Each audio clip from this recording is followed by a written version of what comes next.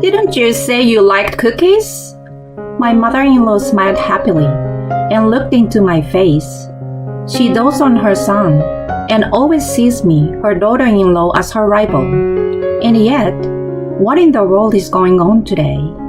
Yes, I do like them, but I bought your favorite cookies. Come on, eat them, eat them. Did you buy them specifically for me?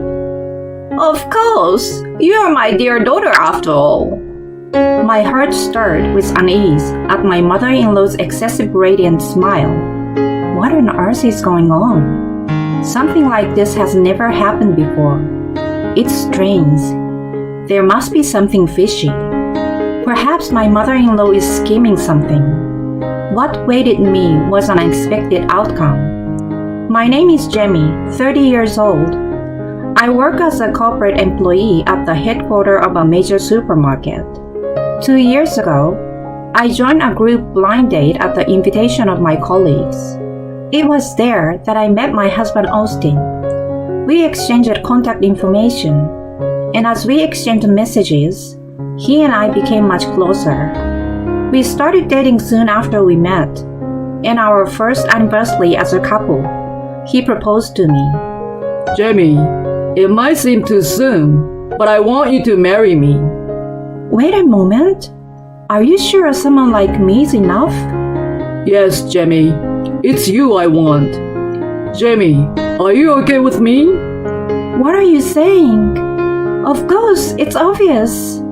I wouldn't want anyone but you, Austin. I see. That's good then. Austin had a relieved expression on his face and took out a small box in front of me. Inside was a sparkling diamond ring. He looked straight into my eyes and said with a gentle smile, Please marry me, Jamie.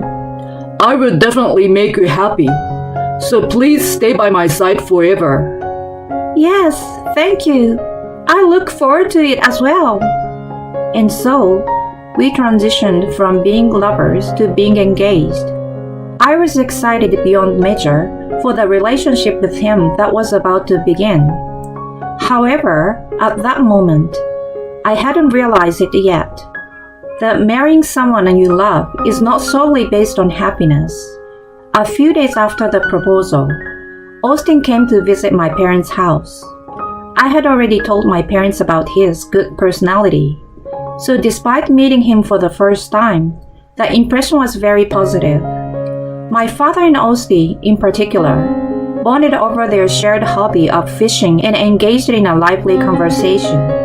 My mother and I watched over them with a heartwarming smile. I was relieved and happy that my parents liked Austin. With their approval, I knew that even after getting married, I would be able to visit my parents' home regularly. Since I don't have any siblings, my family consists solely of my father and mother. While our childhood home is a bit far from the new home Austin and I will be living in, it is a distance that can easily be managed by car. I had always hoped to make regular visit to my parents' home whenever the timing allowed. The following week, it was my turn to visit Austin's parents' house. Just like me, he is also an only child without any siblings. He was probably raised with great care. The certainty struck me as soon as I pressed the intercom button at his parents' house. Welcome back, Austin. I was lonely. As she came out from the entrance, my mother-in-law eagerly embraced Austin. Then, she gave me a sharp glance and began to sweet-talk him in a cuddling voice. Austin, you never seem to come back home easily. Your mother was lonely, you know. Sorry, but what can I do? I've been busy with work. Work? Yet you have time to meet your girlfriend, but no time to visit your mother? Besides, our house isn't that far away. Listen, Mom, I'm not a kid anymore. I do visit regularly, so cut me some slack. Oh, Austin, you just don't understand how lonely I've been. You don't understand at all. My mother-in-law pouted and made her cutesy expression, resembling that of a calculated high school girl. I couldn't help but feel slightly taken aback, but I greeted her without showing it on my face. Nice to meet you, Dana. I'm Jamie, the one in a relationship with Austin. So you are Jamie. I was wondering what kind of person would come, but you are much more ordinary than I expected. Ordinary? I didn't mean it as a compliment. Your appearance is plain, and your style is average. You truly give off the impression that Austin chose you. I apologize for being ordinary. I forced a smile on my face. Of course I wasn't happy. In fact, I was quite shocked. How could I not to be shocked that someone who would be my mother-in-law would talk to me like that when I first met her? Then Austin reprimanded his mother. Hey, Mom, why would you say something like that? Apologize to Jamie. Why should I? I simply stated the truth. Jamie is very sweet and very important to me. Please stop saying things that belittle her. What's wrong with you? Always taking Jamie's side. Have you started hating your own mother? It's not like that. But if you badmouth someone I love, even if it's my own mother, I won't forgive it. Austin gave his mom a piercing glare. In response, his mom fell silent with a dissatisfied expression. We were led to the living room in an uncomfortable atmosphere. Already seated on the sofa was Austin's father, Jeff. Welcome. He directed a warm smile towards us. Though it may sound impolite to say this, unlike my mother-in-law, my father-in-law made a good impression. He engaged in various conversations that helped ease my nervousness. So, Jamie, what kind of work do you do? I work at the headquarters of Greenmart, a supermarket chain. I'm involved in product planning and such. Oh, I see. I actually love Greenmart's original cookies. Really? That makes me happy. I actually love cookies too, and I put a lot of effort into them during product planning. Is that so? Whoa, you're amazing, Jamie. To have someone who can make such delicious things as my son's wife, I'm really proud. Upon hearing my father-in-law's words, my husband replied, "Yeah," with a delighted expression. I laughed along with them. However, I suddenly felt an unsettling gaze and snapped back to reality. My mother-in-law was glaring at me with a fierce expression. It seems that she was displeased with me enjoying the conversation with Austin and my father-in-law. I was kind of scared and could not concentrate on the conversation after that. Eventually, Austin and I got married without any issues. However, there was numerous problems waiting for me. When we informed my mother-in-law about the location of our new apartment, she burst into tears. "Why isn't it near our place? It would be nice if you could live with us. Jamie said she doesn't want to, right?" She framed it as if I were the villain and cried out in front of my husband and father-in-law. Even though my husband and I found an apartment that was conveniently located between our workplaces, it seems like my mother-in-law had assumed that our new home would be close to their place. She might have even considered the possibility of us living together.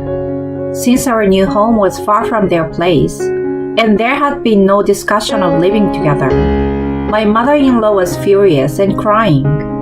While my husband and father-in-law managed to calm the situation at the time, it left a bitter aftertaste for us. Not wanting to further incur my mother-in-law's displeasure, I made a suggestion to my husband. "Hey, Austin, I have a suggestion for our future. What if we visit your parents' house once a month?" Thank you for making that suggestion. But my mom keeps saying disrespectful things to you. Are you sure it's okay? Your mom wants to see you, and since we can't live nearby, I think it's good to show up and visit. Besides, I also want to build a good relationship with your mom. Jamie, thank you. If anything happens, I will always protect you. Yeah, thank you. Whenever my mother-in-law confronted me, my husband would come to my rescue. If we continue to visit his parents' house more often in the future, I'm sure my mother-in-law will have something to say each time. But I have Austin. If he's there to protect me, I'm not afraid. And for his sake, I want to make an effort to build a good relationship with my mother-in-law. And so, starting from the following month, we made it a habit to visit my in-laws' house every month. However, reality turned out to be much harsher than I had imagined. Even with our regular visits, my mother-in-law's attitude remained unchanged. She would hurl cold words at me and give me icy stares. At first, she would say hurtful things without restraint and often received reprimands from my husband and father-in-law. But gradually, my mother-in-law learned, and recently she started targeting me with verbal abuse only when they weren't around. In the shadows, she would unleash even harsher words than before. As I left my in-laws' house, Did you have an okay day? I always get asked by my husband, but I just can't bring myself to tell him the truth. I didn't want to trouble or hurt him. Besides, since he hasn't witnessed the scenes of my mother-in-law's mistreatment, I thought it would be difficult for him to believe me. It's okay. Words of complete contradiction escaped from my mouth. Despite suggesting the visit to my in-laws' house myself, my heart was already nearing its limit. And so, today arrived, the monthly visit to my in-laws' house. Suppressing my feelings of melancholy, I head towards my father-in-law and mother-in-law's place with my husband driving. I wonder what my mother-in-law will say to me today. I have work tomorrow too, so I hope we can leave early. With a heavy heart, I ring the doorbell.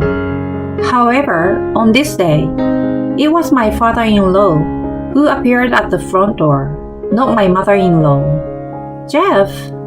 Dinner is out shopping right now. Please wait inside. I had prepared myself to face my mother-in-law, so I was somewhat taken aback. As I entered the living room, my father-in-law made tea for us, and the three of us began chatting. In my in-laws' house, even conversation with my father-in-law had been so challenging that it was difficult to find reasons to laugh. However, during this rare and enjoyable time, my tension gradually melted away, and I found myself gradually wearing a smile. But shortly thereafter, "I'm back!" I instantly tensed up upon hearing her voice. It's my mother-in-law. My heart started pounding. As I prepared myself mentally, my mother-in-law appeared in the living room with a smile on her face. But then, she came straight towards me, showing a shopping bag right in front of me. "You said you like cookies, right?" My mother-in-law smiled happily and looks into my face. I couldn't find the words to say in this confusing situation. My mother-in-law, who treats me as her enemy and constantly bullies me behind the backs of my father-in-law and husband. Yet, what kind of game is she playing today? With trepidation, I cautiously spoke up in front of her as she smiled brightly. "Oh, yes, I do like them." "I bought your favorite cookies, Jamie. Come on, eat. "Did you buy them specifically for me? Is it okay?" "Of course. You're my lovely daughter after all." Such thought couldn't possibly be true.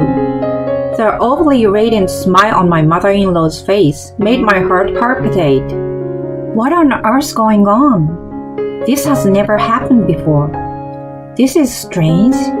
There must be something behind this. My mother-in-law took out 2 packets from the bag. One packet contained 3 white cookies. The other packet had 1 pink cookie.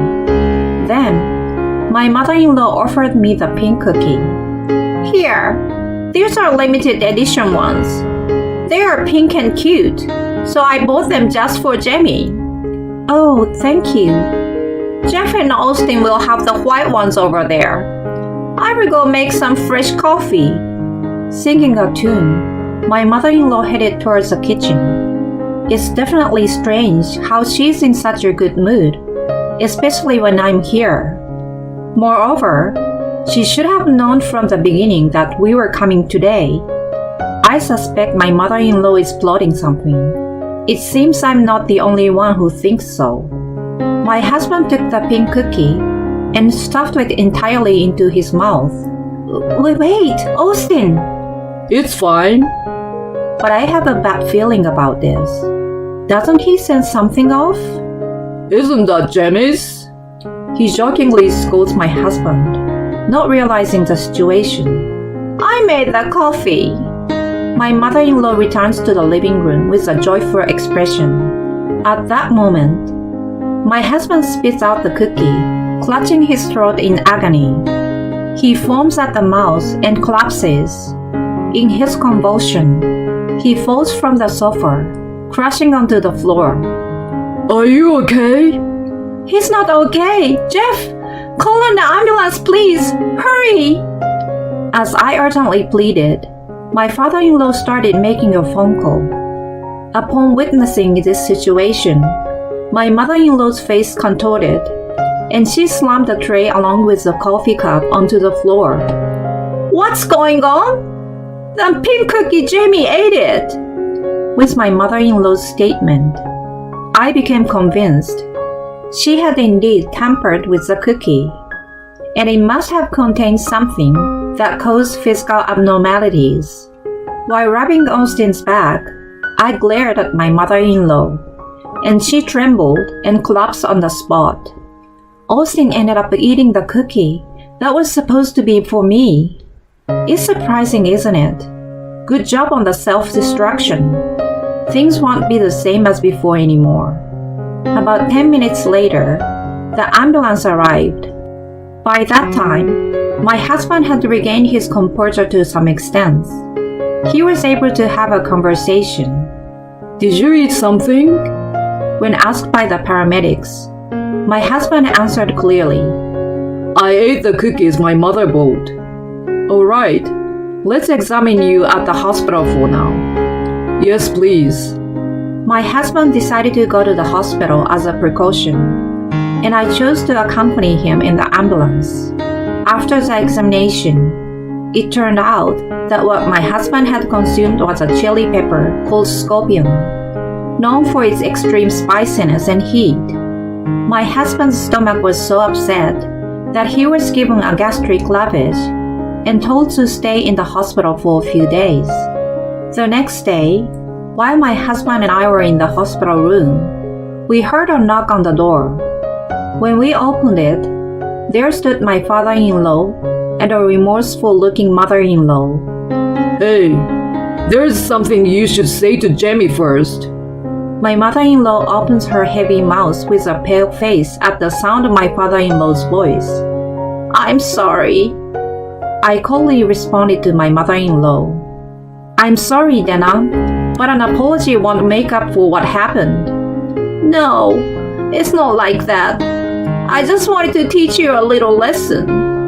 A lesson? Is it still okay for you to say such a ridiculous thing while your son is in this state? I couldn't help but feel anger toward my mother-in-law, who couldn't apologize sincerely, and I ended up raising my voice in anger.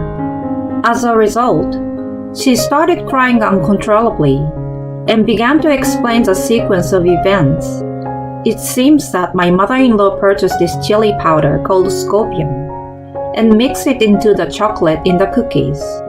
She deliberately chose cookies made of pink dough so that the spiciness wouldn't be noticeable based on the color of the chocolate.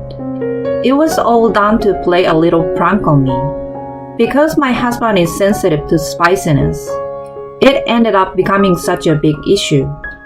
No matter how light-hearted her intentions may have been, it was not something I could easily forgive. My tearful mother-in-law seems to me to be playing the tragic heroine. Dana, I won't forgive you. Why? Even though I feel so bad. If you truly feel bad, then why don't you apologize to Austin? It was Austin who went through a difficult time, even if I may have suffered. If you can earn my forgiveness, Austin will likely forgive you too. Please stop being so naive. It was the first time I had become so emotional.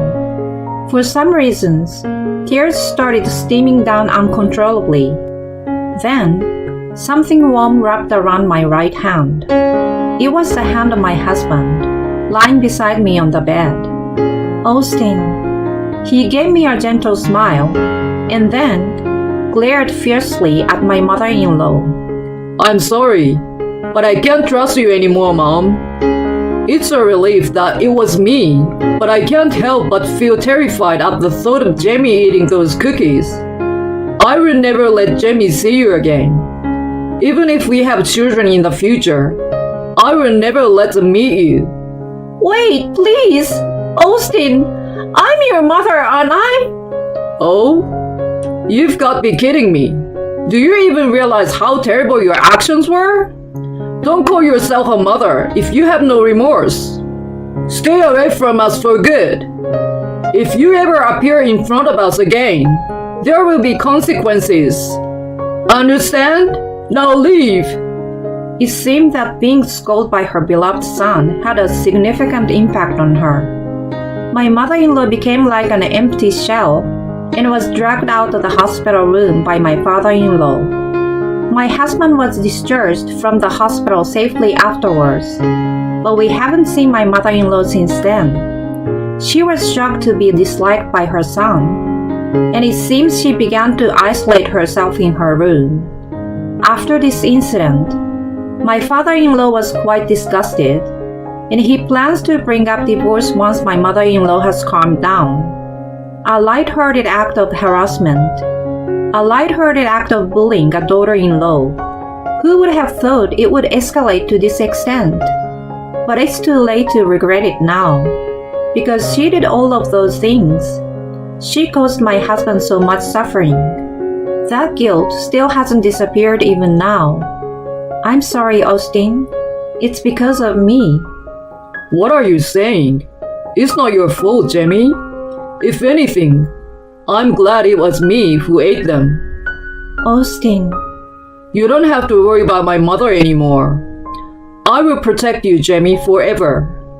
My tears welled up at his words, and my vision became blurry. I'm truly fortunate to have married such a kind and wonderful husband.